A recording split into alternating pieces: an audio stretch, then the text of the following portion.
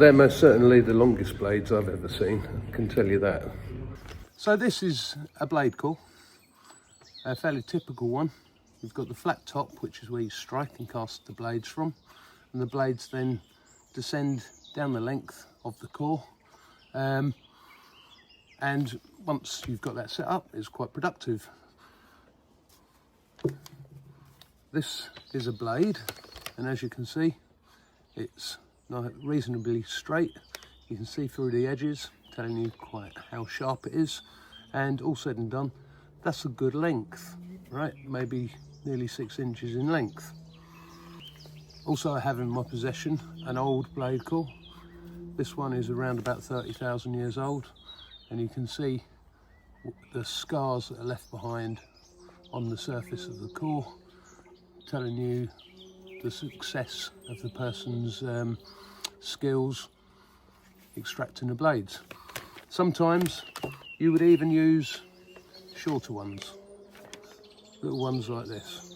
So you can pretty much use a whole piece of flint up, and then what you're doing is you're making little microliths, tiny little blades. They were considered very viable as well. Well, at the Grand Pressigny in the Neolithic, they were making blade cores, but in a way that had never been seen before. The blades were like 30 centimetres long, which is astonishing. And the material that they were making them out of is a French flint, and it's coloured the same as butterscotch. Looks a little bit like honey. Looks quite coarse in its kind of structure. So I'm going to go to the Prehistoric Museum. I'm going to be moving around throughout that little convent and looking at the architecture, because apparently what can be seen there is a lot of the architecture has blade cores, big blade cores built into it. If I'm lucky enough, I'll even be able to find a little bit of raw material to play with and have a go.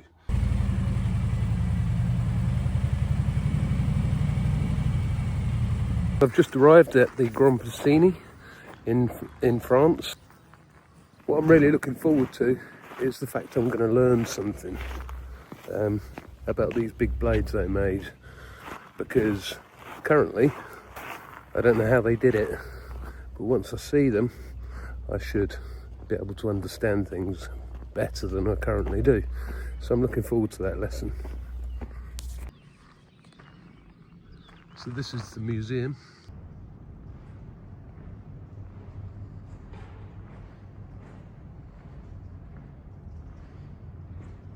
I think I might struggle to get that onto the back of the trike. So this is the material, I guess, the Grand Pressigny flint. That's a beautiful bit of stone. Check that out.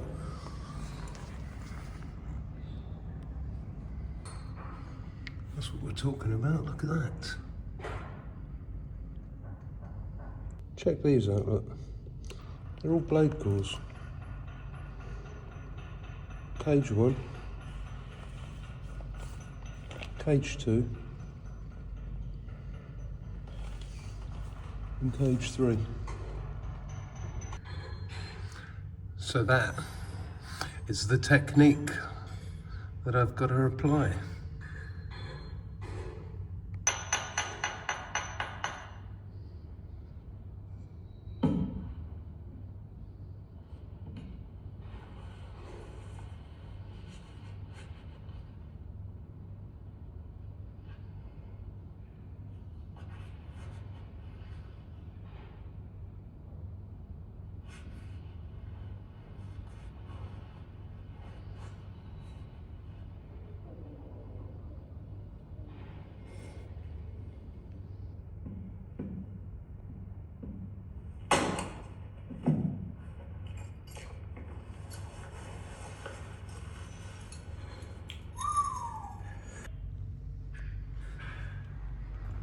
So what I'm getting already is a lesson, because I wasn't quite aware of the technique that they were using. I thought that they were doing it slightly differently, and actually it pleases me to see it done like this, because what they've done is they've kind of created what would look like a big axe, and then from the end they've cast the flakes down. So you can see the 2 flake scars running down, and you can see from the edges where they've pecked and got everything balanced first off. And these are the ginormous blades that they were creating.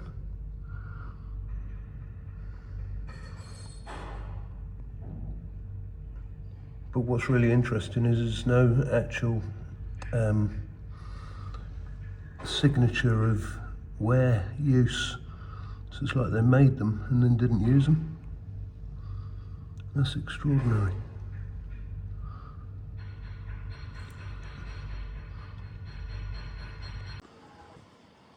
This is where I'm staying tonight. And I drove up this road, and as I come around the corner, I noticed this down here. Quite obviously a classic piece of the Grand Pressigny Flint.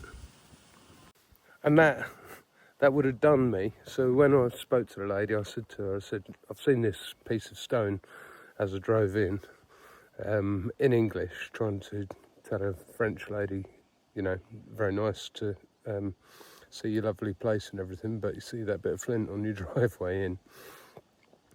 And then she took an interest, and she said, well, she followed me out so I could show it to her, and then she showed me the little stash that's over here. So I came along and I started looking at it all, and I mean, I've never seen the different grades of material that lay around here. As you can see, there's a lot of different things going on. And there's lots of internal troubles.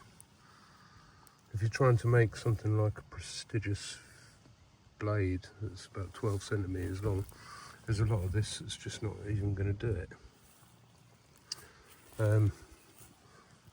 But I kept looking, moving along the wall, sort of thinking about the size. I mean, there's some colours and textures there, right? This has got that sort of homogeneousness about it, which you'd want. And well, this piece, I sort of looked at that and I touched it. As you can hear, it's got noise. That's a positive noise. I looked at this one here. You can't see too well because you're looking at the skin of it.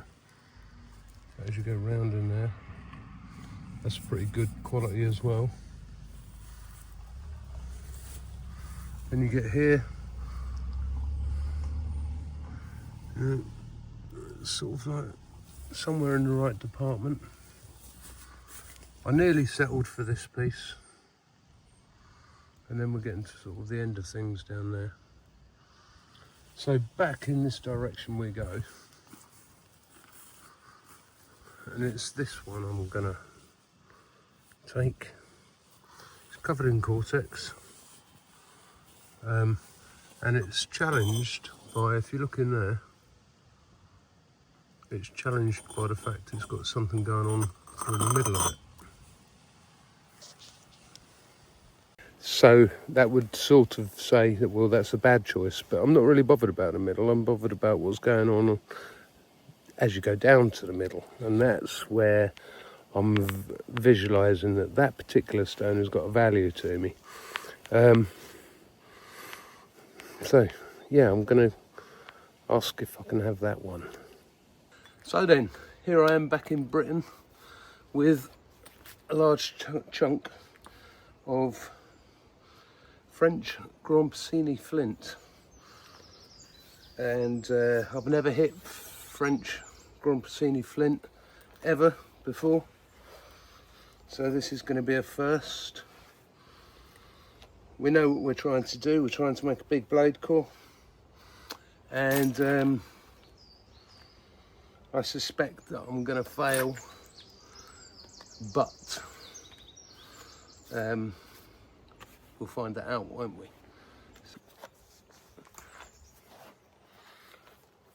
First thing I want to do is find out what she feels like, I guess. And I've got to hit through the cortex, which,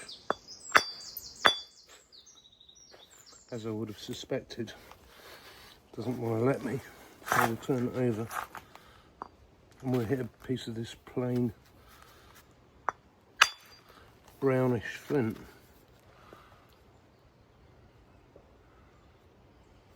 It's got quite a thick cortex. Interesting surface to the stone. So now we've done that, we can turn it back and we can give it a hit where we were trying to originally. So I've carried this rock from mid-France, not knowing anything about it, whether it's any good at all.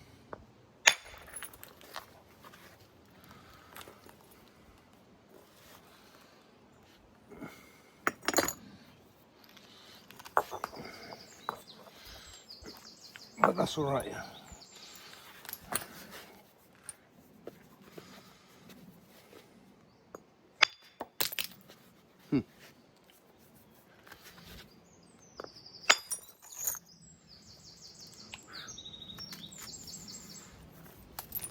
With Knapping like Flint,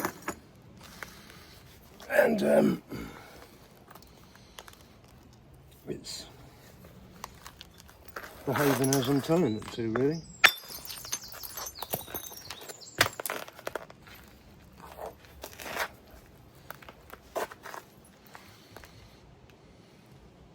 It's got some lovely reds going on in here.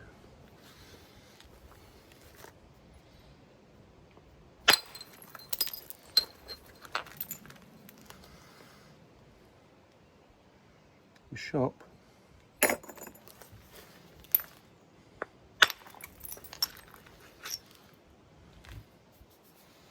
Sort of touching it and feeling it because I'm trying to get to know it a little bit, which sounds an odd thing to say, but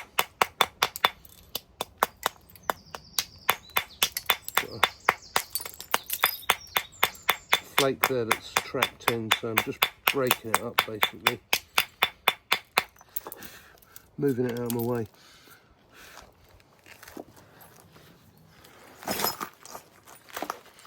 Just going to go up in size just slightly from that rock. I'm going to put a power shot in here.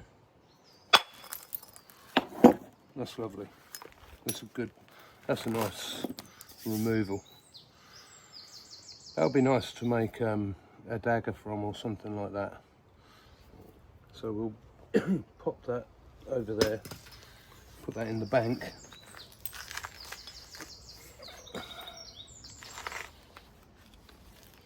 What that's done is that's given me a big flat area, and I can talk to that flat area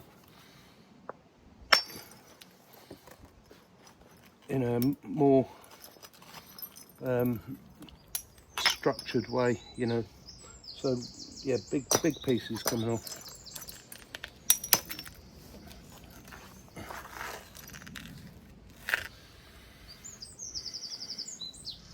I want to preserve this end as much as possible.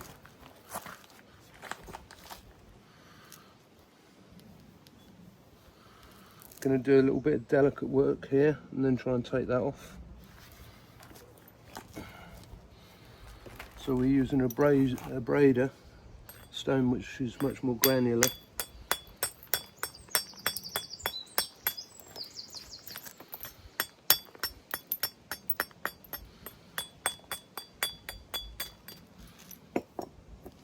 Now certain flints and stones get on well with a soft hammer and some don't, and a soft hammer is the deer antler.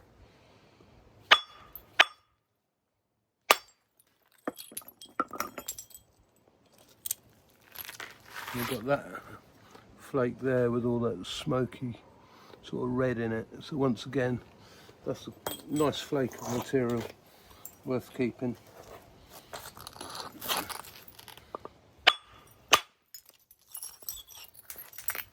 Once again, I'm not really planning on throwing any of that material out because it's a long way to go and get it, and I can use it for other projects. So at this point in time, what I've got to try and do is I've got to try and make a decision on what side I want to potentially send a big flake down. I'd like to do something about this because it sort of sits out here all by itself, but in some respects that can stay there because it's not harming anything at the moment.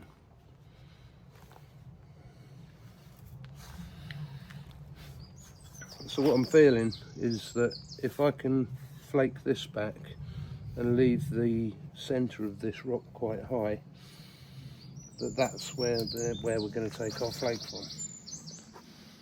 One of the reasons is because this looks slightly less quality over here. And I guess what we're going to do is we're going to try and gain the entrance that I need from here. That was good. Pop that over there. That gave me a window.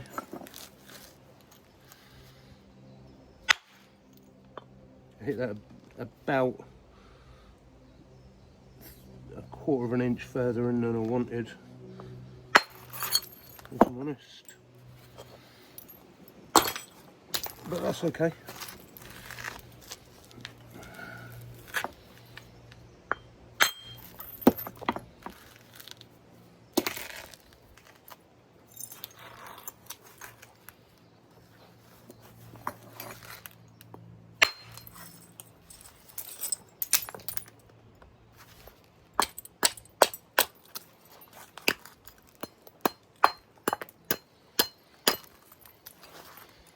Got flaky is there it is.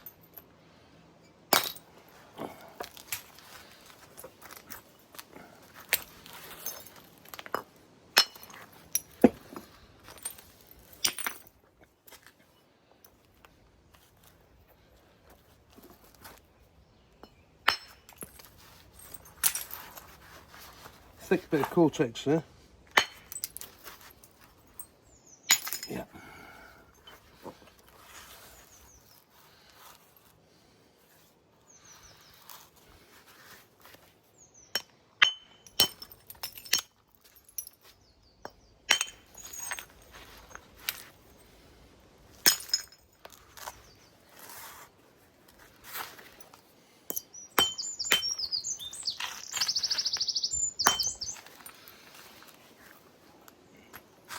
Now,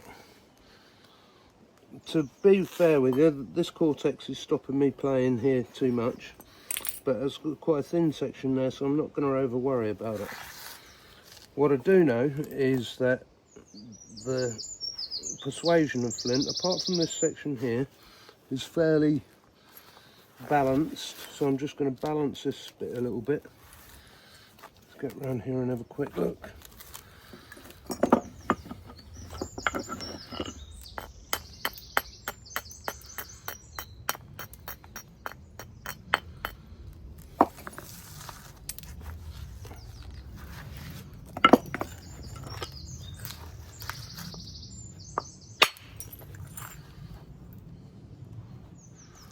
Good.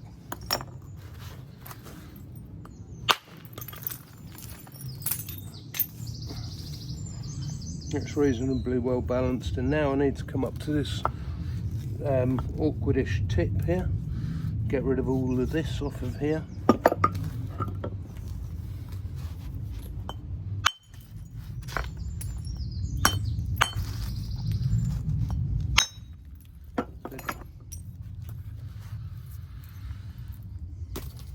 Turn it around and balance out from here.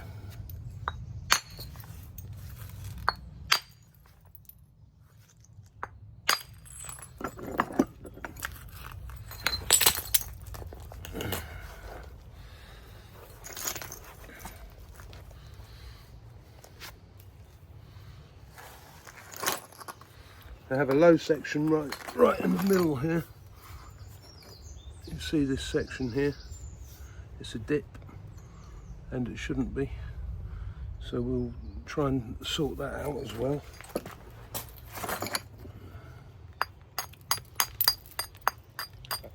I'm completely undecided which end I'm going to fire the long flake from yet.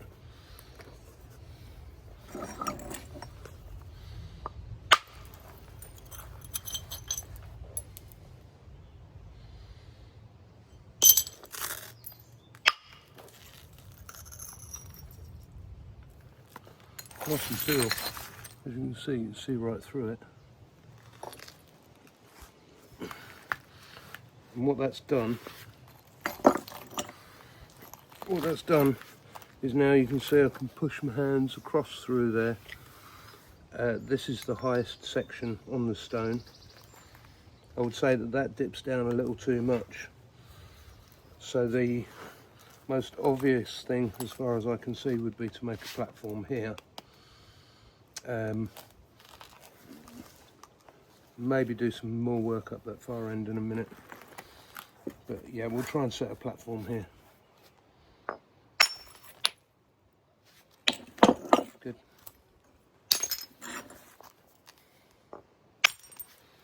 Good. Little diamond left here, look. And all we'll do, come from each side.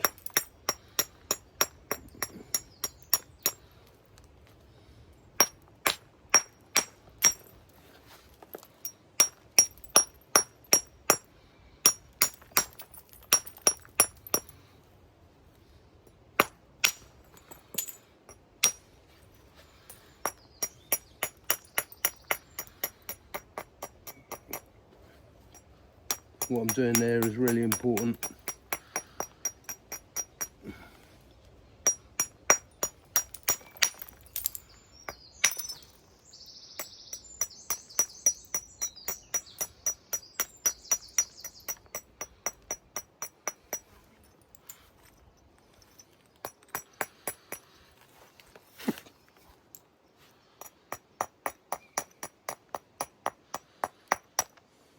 So when I was in the museum, there was two things that I noticed that the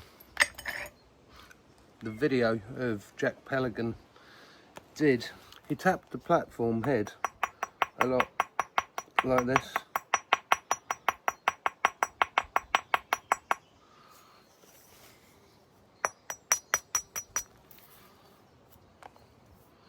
And I'll be honest with you,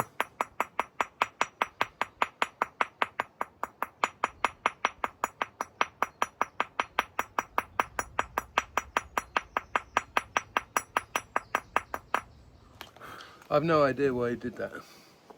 Second thing I noticed is, and it goes against everything I know, what he did was the blade core was touching down on a piece of wood, like that. And so the idea is to get the punch here and send that long distance flake all the way down there.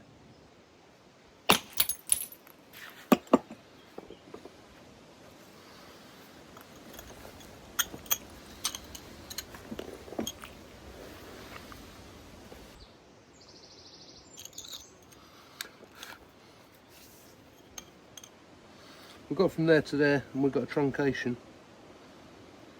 I bet if we put that back, we can see why. I bet there's a little dip here. Yeah, there's a little dip there. So that dip stopped me running any further. However, we've got somewhere to chase blades now, so we can do a little bit of work around here and prepare and see if we can get further than that.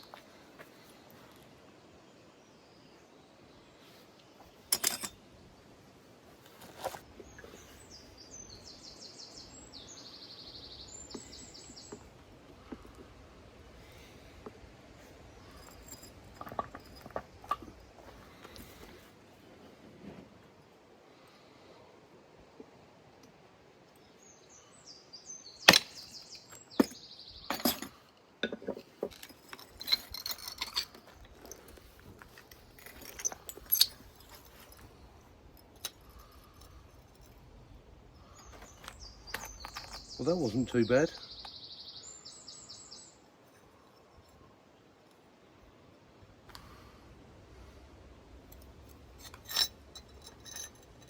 Right, so in all respects, that is 8 inches in length. That's not too bad, and I can keep going on, I can keep trying to prove things, but actually on this one I'm going to keep that right there, because that's a great teacher for people when they come down to go in my earth lodge. They'll be able to look at that and get some understanding of how things work in that dimension. And if I keep going, it'll end up being ruined eventually, and I'll have nothing to say apart from a film for it. So hopefully you enjoyed watching that. Was a bit tense, for me it was anyway. I've definitely learned something, and there's definitely room for improvement, but that's a great little start. That was a lovely little trip to France, and that was a right eye-opener about ancient people and the skill sets they had over there in the Neolithic period. So cheers for watching. I hope you hit the subscription button, and even more so, if you wanted to, you could become a member of my YouTube channel.